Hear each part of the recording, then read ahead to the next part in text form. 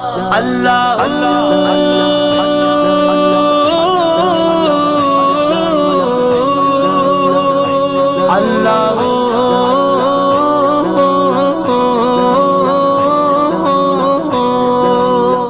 السلام علیکم ورحمۃ اللہ وبرکاتہ نحمده ونصلي ونسلم على رسوله الكريم اما بعد وقال النبي صلی اللہ علیہ وسلم الحسن والحسین سیدا شباب اہل الجنہ او كما قال علیہ الصلاۃ والسلام۔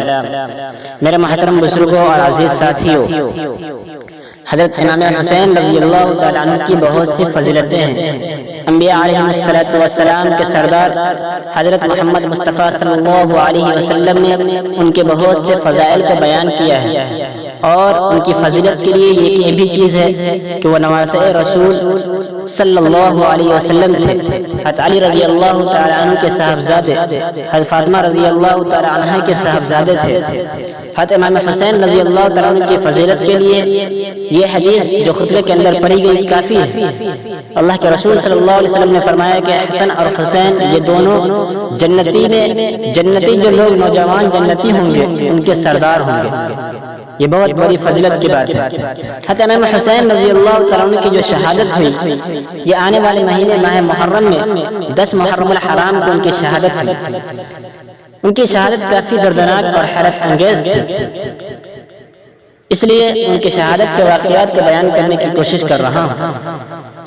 حضرت امام حسین رضی اللہ تعالیٰ عنہ کوفہ کی طرف جب رخت سفر اختیار کیا اور بہت سے کوفیوں نے آپ کو اصرار کیا آنے پر کہ آپ یہاں آئے، آپ کے ہاں پر بیعت کریں گے، ایک سازش کے طور پر، ایک عیارانہ طور پر آپ کو وہاں بلایا گیا، تو آپ رخت سفر اختیار کیا۔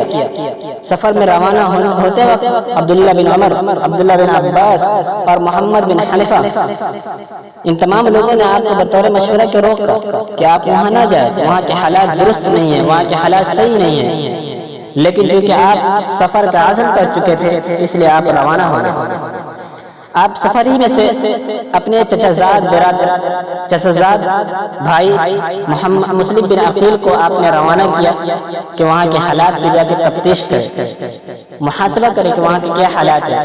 وہ گئے تو 12,000 کوفیوں نے ان کے ہاتھوں پر بیعت کی۔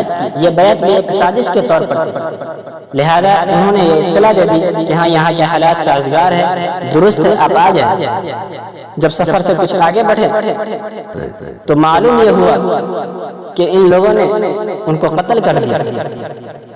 لہذا ساتھیوں نے اب یہ مشورہ کیا اور ساتھیوں نے یہ بات طے کی کہ بغیر قصاص لیے ہوئے ہم واپس نہیں جائیں گے۔ لہذا اور آگے بڑھے، ایک اور آدمی کو حضرت امام حسین رضی اللہ تعالیٰ عنہ بھیجے کہ جا کر دیکھو وہاں کے حالات کیا ہیں۔ قیصر بن مصعب، ان کو بھی قتل کر دیا۔ لہذا حضرت امام حسین رضی اللہ تعالیٰ عنہ کو جب یہ اطلاع ملی کہ دونوں قاصدوں کو قتل کر دیا گیا، ان کی آنکھوں میں آنسو آ گئے۔ پھر جب وہ مقام قادسیہ سے آگے بڑھے تو ان کے سامنے ایک لشکر نمودار ہوا، ابن یزید 1000 کے لشکر کے ساتھ نمودار ہوا اور ان کا ارادہ جنگ کرنے کا تھا۔ حضرت امام حسین رضی اللہ تعالیٰ نے فرمایا کہ بھائی تم لوگوں نے مجھے خطوط بھیج کر اور اتنے اصرار کرنے کے باوجود تم مجھے بلا رہے ہو، پھر میرے ساتھ جنگ کرنے کا کیوں ایسا کر رہے ہو؟ انہوں نے کہا ابن یزید نے کہ خاموشی کے ساتھ جنگ سے باز آ جاؤ ورنہ بصورت دیگر قتل کر دیا جاؤ گے۔ حضرت امام حسین رضی اللہ تعالیٰ نے فرمایا سأمضی وما بالموت علی الفتى، کہ نوجوانوں کو تم موت سے ڈراتے اس نوجوان کو ما نوى حقا وجاهد مسلما، کہ جس کی نیت حقانیت کی طرف ہو، جس کی نیت حق ہو اور مسلمان وہ جو جہاد کرنے والا اس کو تو موت سے ڈرا رہے۔ لہذا اور آگے جب بڑھے تو عمر بن سعد کو ابن زیاد نے ایک لشکر لے کر، جنگی لشکر لے کر بھیجا کہ ان سے جا کر جنگ کرو۔ لہذا وہ آئے، امام حسین رضی اللہ تعالیٰ ان کے سامنے 3 باتیں رکھی کہ میں ان 3 باتوں میں سے کسی ایک بات کو قبول کروں، یا تو مجھے اسلامی سرحدوں میں سے کسی سرحد کی طرف جانے دیں، نمبر 2 یا مجھے مدینہ چلے جانے دیں، نمبر 3 یا میری ملاقات یزید سے کرا دو کہ میں اس سے بالمشافہ بات کر سکوں۔ عمر بن سعد نے یہ بات سن کر ابن زیاد کی طرف خبر کی۔ ابن زیاد نے کہا کہ نہیں، میں صرف ایک ہی بات قبول کروں گا تو تمام لشکر کے ساتھ میری اتباع کروں گا، میری اطاعت کروں گا۔ امام حسین رضی اللہ تعالیٰ نے یہ بات سن کر کافی اندر سے یہ ہوئے، اور اس کے بعد 2 محرم الحرام 60 ہجری کو میدان کربلا میں پہنچے، اور پھر اسی طرح سے آپس میں معاملات بات چیت ہوتی رہی۔ حضرت امام حسین رضی اللہ تعالیٰ اپنے مطلوبات رکھتے رہے، لیکن ان کی مطلوبہ چیزوں کو اور ان کی جو چیزیں تھیں وہ جو چاہتے تھے وہ نہیں کر پائے۔ لہذا 10 محرم الحرام طلوع فجر کے بعد، فجر کی نماز پڑھنے کے بعد امام حسین رضی اللہ تعالیٰ صفے لگا لی، اور ادھر عمر بن سعد نے بھی اپنے لشکر لگا لے۔ اب یہ دونوں کے اندر جنگ ہوتے ہوئے حضرت امام حسین رضی اللہ تعالیٰ کے لشکر سے 72 لوگ شہید ہوئے، اور عمر بن سعد کے لشکر سے 88 لوگ شہید ہو گئے۔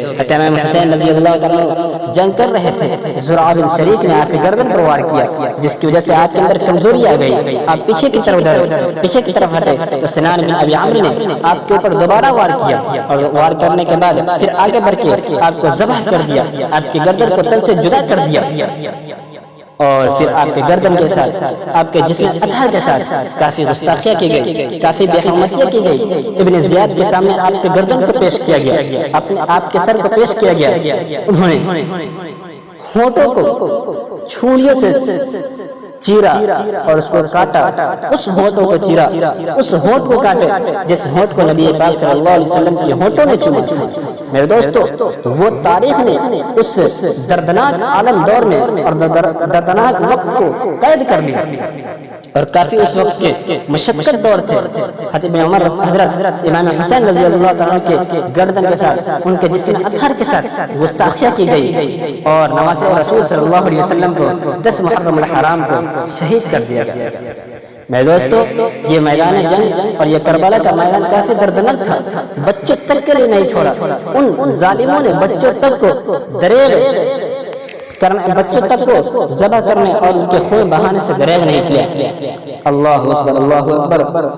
میرے دوستو، امام حسین رضی اللہ عنہ کی یہ شہادت ہمیں یاد دلاتی ہے کہ حق و باطل میں جب بھی لڑائی ہو تو حق کے لیے اپنے گردن کو کٹا دو، لیکن سر کو نہ جھکا۔ امام حسین رضی اللہ عنہ کی یہ دعوت ہمیں ہے کہ ہم حق بات جہاں پر ہو، جس جگہ حق بات کے لیے اپنی گردن بھی کٹے تو کٹا دو، لیکن حق کے سامنے، باطل کے سامنے اپنی گردن کو نیچے نہ اتارو، حق کو ہمیشہ اوپر رکھو۔ اللہ تبارک و تعالیٰ سے دعا ہے، اللہ تبارک و تعالیٰ امام حسین رضی اللہ تعالیٰ جیسا ہمیں بنا دے، اور ان کی طرح حق و باطل میں حق کے خاطر اپنے گردن کو کٹانے والا بنا دے۔ آمین۔ وآخر دعوانا الحمدللہ رب العالمین۔